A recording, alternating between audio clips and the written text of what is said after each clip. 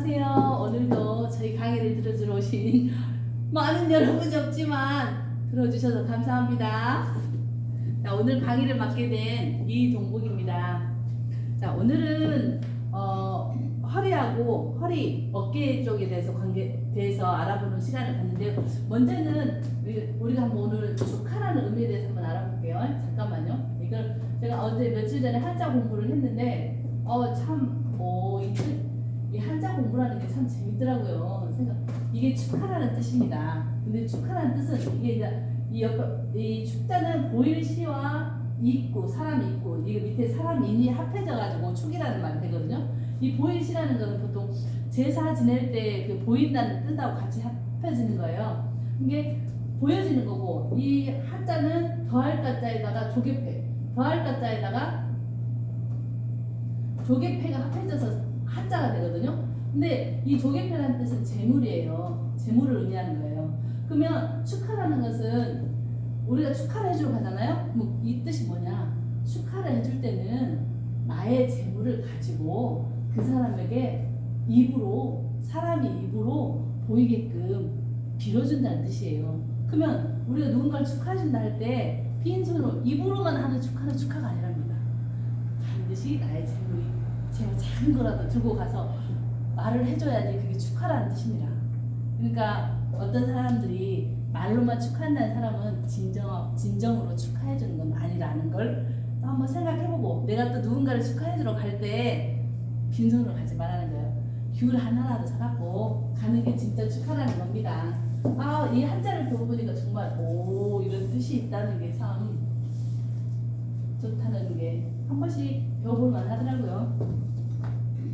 자, 이 시간에는 우리 척추에 대해서, 우리 척추는 경추가 어깨, 머리 여기 끝에서부터 이게 엉치 끝에까지를 가리키는 거거든요. 경추가 7개 있고 흉추가 12개, 요추가 5개, 해가 여기 들어있습니다. 뼈가 이게 뼈가 잘잘잘잘하게 들어있는 게 이 귀가 잘 보이십니까? 이게 사람 귀예요.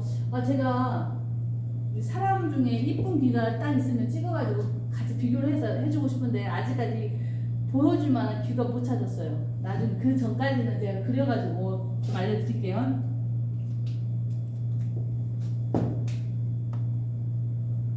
사람 귀가 이렇게 생겼습니다. 그러면 이 귀가, 이 척추가 어떻게 여기에 들어와 있는지 이 위치를 먼저 알려드릴게요. 자, 위치는 자 봅시다. 이게 이 가운데 여기 있는 게 지금 이 척추라고 생각하면 되는데, 이 척추에서 이 가운데 이 허리 요추를 찾아야 되거든요. 먼저 요추를 찾으려면은 여기 끝에서부터 이렇게 여기 위에서 끝에서부터 이렇게 해서 삼각형을 이루는 딱 끝에가 요추라고 생각하면 돼요. 이게 요추라고 생각하면 돼요. 여기가 그 귀의 혈자리를 찾는 데는 등분을 해서 찾거든요. 등분을 해서 찾으면 더 정확해요. 이 전체가 저렇게 잘잘하게 뼈가 들어가 있지만 전체적인 큰 흐름만 딱딱 잡아가지고 찾다 보면은 우리가 나중에 침 놓기가 좀 편하거든요. 먼저 이 삼각형을 이룬 자리가 요추라고 생각하시면 되고, 여기에서 이 끝에, 여기 끝에가 저 어디요? 사람은 저번 주에 우리가 배웠던 것처럼 뭐예요? 사람이 거꾸로 서 있는, 애기가 거꾸로 이렇게 딱 우리 태 속에 있는 건 모양이라고 했잖아요. 그러면은 여기서 지금 사람은 반드시 서 있잖아요. 이게 반드시 있는 게 아니고 반대로 돌려서 보는 거예요. 그렇기 때문에 요추가 여기 있어요. 요추가 여기 있으면 경추는 어디 있겠어요? 경추는 이 끝에 있겠죠? 그럼 이 경추 이 끝하고 이 요추하고 비교했을 때 이 끝에 여기가 경추라고 생각하고 여기서 등분을 하면 돼요. 어디 2등분을 딱 해요. 2등분을 딱 하면 여기가 경추죠. 경추라고 보면 2등분을 딱 하는 이 가운데가 어디냐면 저기 흉추예요. 흉추라고 보시면 돼요. 하고 이게 등분. 근데 우리가 봤을 때 경추는 7개고 요추는 5개고 흉추는 12개잖아요. 그러면 왜 하나씩이냐? 이 사이사이가 저 사이사이 들어있는 거라고 보면 돼요. 근데 우리가 지금은 정확히 침자리를 모르기 때문에 어딘지를 알아야지 그 사이사이가 어떻게 아픈지를 알지 않겠습니까? 그래서 지금 등분만 해가지고 큰 흐름만을 보는 거예요. 그래서 우리가 지금 여기서 찾는 것은 요추, 흉추, 경추를 찾았어요. 그죠? 그러면은 이 요추에서 이 왼쪽으로 가는 이 골이 있지 않습니까? 왼쪽으로 갔을 때도 등분을 해요. 여기 끝에 이 귀가 여기 살짝 덮여 있는데 이 끝에가 뭐냐면은 교감신경이라고 보시면 돼요. 교감신경은 우리 모든 신경과 우리 모든 그 호르몬들을 얘가 작동을 하는 곳이라고 생각하시면 돼요. 나중에 조금 더 이 교감신경에 대해서 배우면 좋은데 이 교감신경과 이 요추를 또 가운데를 딱 반절 등분을 하면 이 반절 등분하는 이곳이 어디냐면 바로 좌골이에요. 좌골신경이라고 생각하면 돼요. 좌골은 어디에 들어있냐면 보통 우리가 이 엉치 쪽, 이 엉치와 엉치 이 가운데 사이에 이렇게 연결해주는 게 좌골이라고 생각하면 돼요. 거기가 이 장울뼈가 여기라고 생각하면 돼요. 근데 그래서 보통 사람들이 이 다리가 아프거나 엉치가 아파서 좌골이 아프다고 생각하면 되거든요. 그래서 여기가 좌골이라고 생각하시면 돼요. 그리고 또 이제 여기에서부터 이 요추에서부터 이 위에 끝에까지 여기 끝에 쪽 하고 해서 이 끝하고 이제 등분을 하는데 이 끝이 어디라고 생각하면은 우리 발가락 있죠. 발가락이라고 보시면 돼요. 근데 또 발가락이라고 보시는데 이 발가락이 끝에 달려있는데 어디 있어요? 발가락은 딱 하나만 있는 게 아니잖아요. 뒤꿈치부터 발가락까지 있잖아요. 근데 뒤꿈치부터 발가락이 있는데 이렇게 보면 발가락 이쪽에 이렇게 있다고 생각하면 돼요. 뒤꿈치는 이쪽. 그러니까 뒤꿈치는 이 안 홀하고 있는 쪽이 뒤꿈치라고 생각하고 또 앞쪽에 있는 앞에가 발가락이라고 생각하면 돼요. 그리고 이 발하고 이 요추하고 등분을 가운데에 딱 등분을 하면 이 가운데 등분이 어디냐? 이게 바로 자 여기는 잘못됐네요. 여기는 이 등분은 3등분을 해야 돼요. 발가락하고 이 요추하고는 등분을 3등분을 해야 돼요. 이렇게 3등분을 해서 3등분을 하면은 이 3등분에서 이 바로 위쪽이 어디냐면은 무릎이요. 무릎으로 보시면 되고 그 다음에 그 위에 바로 위에가 어디냐면 이게 고관절을 보시면 돼요. 고관절은 어디냐면 우리 요추에 있는 이 옆에 이 엉덩이 쪽에 있는 뼈 있죠. 엉덩이에 있는 이 뼈가 바로 고관절이거든요. 이 고관절로 들어가는 거예요. 그래서 등분을 하면 이렇게 등분이 나와요. 그러면은 우리가 척추로 봤을 때 보면 경추, 흉추, 요추가 나오잖아요. 그리고 여기 이 양 사이드가 발이라고 보시면 돼요. 이해가 가셨어요? 자 그러면은 경추는 우리가 여기 귀 동그랗게 돌아갔을 때 밑에 여기 세워져 있는데 여기 귀 모양이 뭐 세워진 끝이 경추잖아요. 뭐 경추를 찾았고 흉추를 찾았고 요추를 찾았어요. 그리고 이 양쪽으로 갈라진 데가 우리 발이라고 보면 돼요.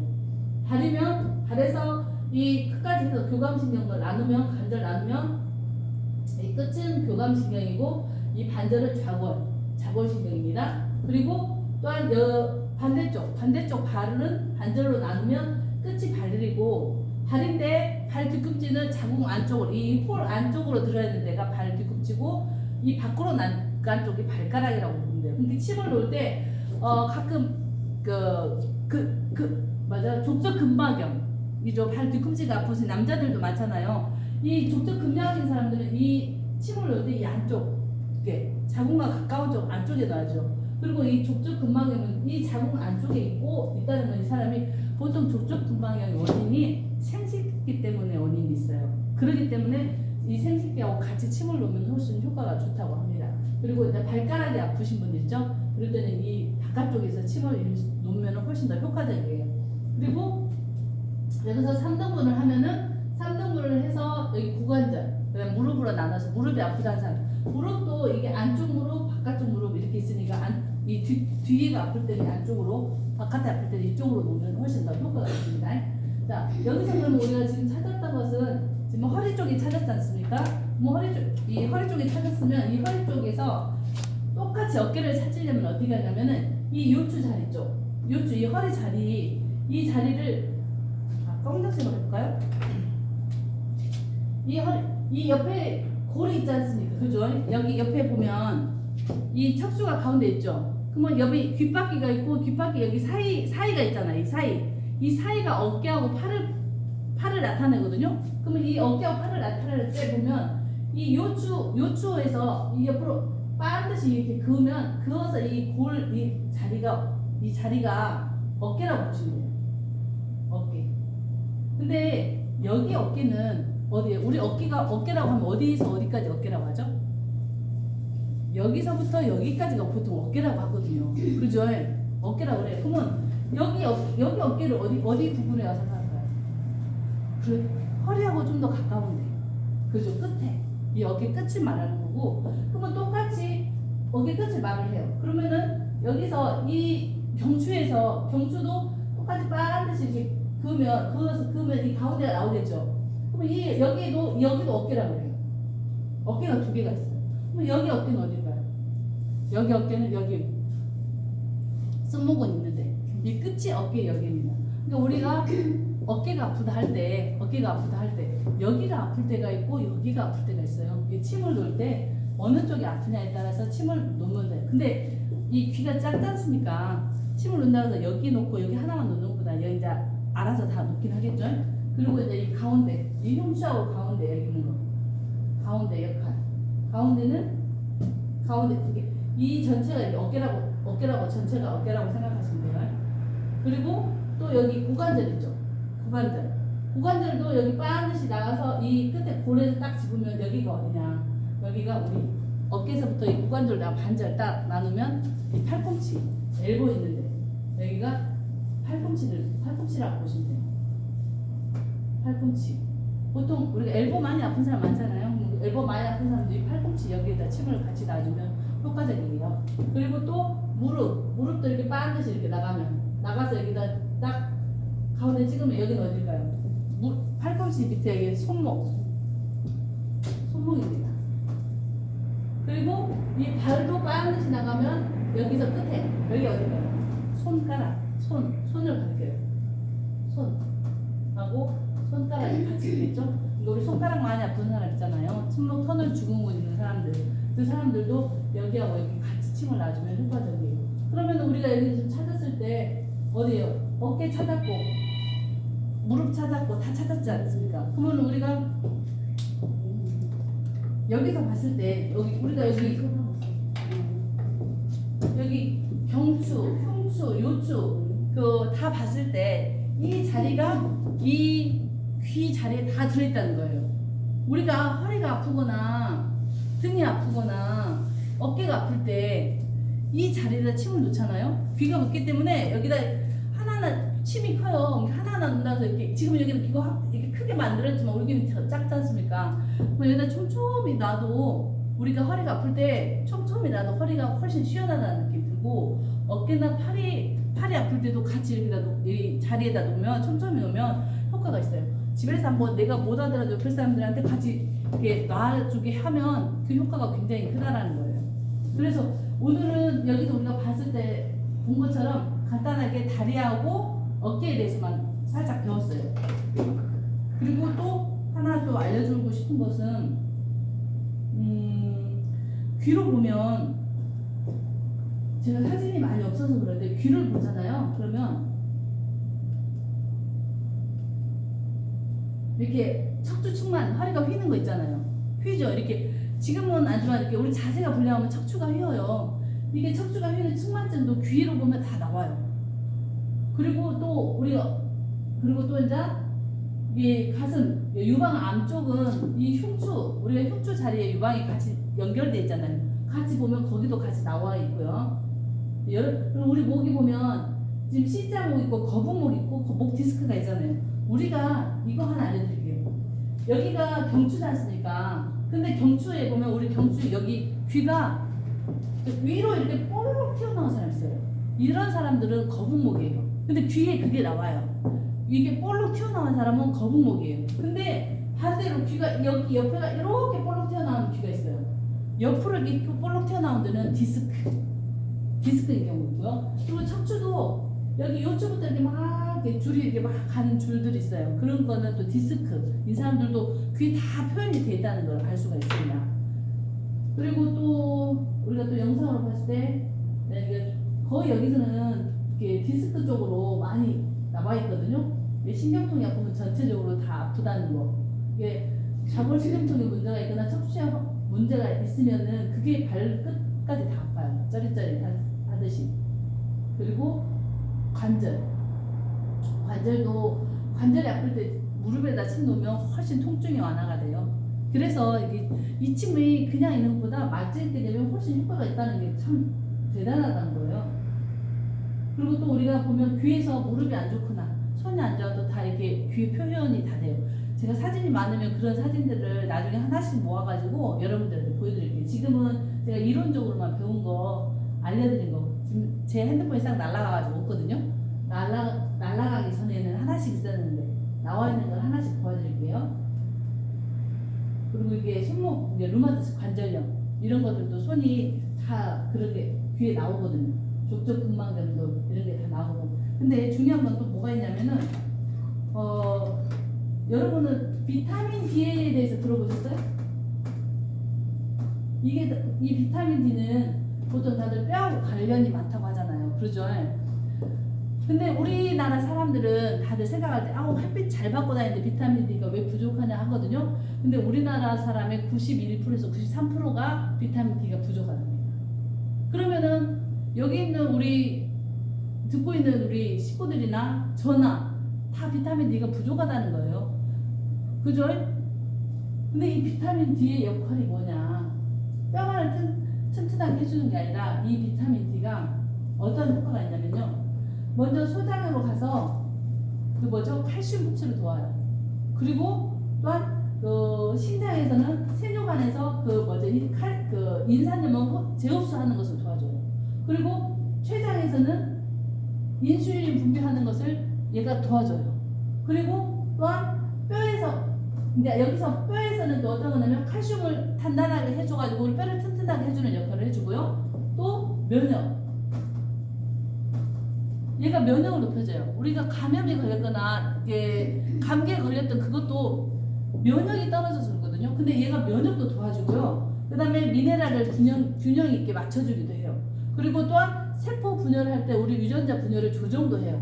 그래서 우리가 비타민 D를 사람들이 보통은 그냥 하나의 비타민이라고 생각하는데 이게 우리가 보통 호르몬 알죠?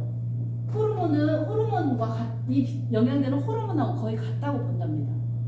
요즘 박사, 이거를 최초로 연구했던 박사가 마이클 홀립 교수라는 미국에 있는 마이클 홀립 교수거든. 이 사람이 2009년에 라이너스 폴로상을 받았어요. 왜? 비타민 D를 30년간 연구를 했어요. 그전에는 비타민 D가 그렇게 햇빛을 보니까 중요하다고 생각 안 했는데 연구를 해보니까 이 비타민 D가 굉장히 중요한 거예요. 우리가 호르몬이 하나가 없으면 우리가 갑상선에 있는 호르몬만 없어도 굉장히 사람이 삶의 가치가 떨어지거든요. 근데 이 비타민 D가 그렇다는 거예요. 그 각자의 몸에 막 간, 신장, 췌장, 또 심장까지도 이거 심장을 튼튼하게 해주고 활성화하는 데 도움이 된다는 거예요. 그런데 이 비타민 D가 부족하면은 정말 어떻게 되겠어요? 이 비타민 D가 부족하면은 췌장에 문제가 생기면 당뇨병이 오는 것이고 심장에 문제가 생기면은 심장염이 생기거나 심장 투석까지 할 수 있는 그런 상황이 오게 된다는 거죠. 그만큼 이 비타민 D가 부족하다는 거예요. 그래서 근데 이 비타민 D를 섭취를 하려면 음식으로는 섭취하기가 정말 어렵답니다. 제가 몸신에서 텔레비에서 비타민 D를 음식으로 섭취하는 거하고 햇빛으로 섭취하는 것을 테스트를 했었는데 그 테스트를 했는데 둘 다 거의 비등비등해요. 햇빛으로 근데 우리가 이게 아무것도 안 바르고 햇빛을 봐더라도 어때요? 햇빛을 못 보는 이유가 뭐냐면 김이 생기고 주근깨 생기고 피부 노화가 빨라지기 때문에 못 하는 거예요. 근데 음식으로 섭취해도 햇빛을 그렇게 봤어도 음식으로 먹는 거하고 차이가 없다는 겁니다. 그럼 어때야죠? 보충을 해줘야 된다는 겁니다. 꼭 그래서 우리가 면역을 할 때는 우리가 면역이라고 하잖아요. 요즘은 면역실이에요. 면역을 키우려면은 어떻게 되냐면은 아무리 해도 먹어야 돼요. 제가 저번 시간에 우리가 비타민 C에 대해서 얘기를 했잖아요. 이 비타민 C는 꼭 먹어야 되고 비타민 D도 꼭 먹어야 됩니다. 그래야지 우리가 뼈도 튼튼. 이런 족저 근막염이나 아까 보았던 이런 뭐죠? 관절염, 이 무릎 관절염, 이런 관절염 이런 걸리잖아요. 면역이 튼튼해지면. 그러니까 이 침도 중요해요. 침은 이 침을 맞게 되는 것은 통증을 완화시켜주고 우리가 거기를 보강을 해주는 거예요. 근데 침만으로는 절대 보강이 다 안 되는 거예요. 그렇기 때문에 우리가 먹어주기도 하고 섭취도 해야 된다는 거예요. 그러니까 만약에 영양제 못 먹은 음식이라도 최대한 찾아서 섭취할 수 있는 여러분이 되시길 바라겠습니다. 제가 알고 있는 것은 오늘 여기까지예요. 간단하죠. 보통 다른 분들은 2시간씩 하는데 20분도 안 걸리네 오늘은. 아주 짧게 말이 빨라져. 천천히 하면 더 빨리 텐데. 감사합니다. 이게 1시간도 안 돼서 첫 번째까지 합해서 1시간 되게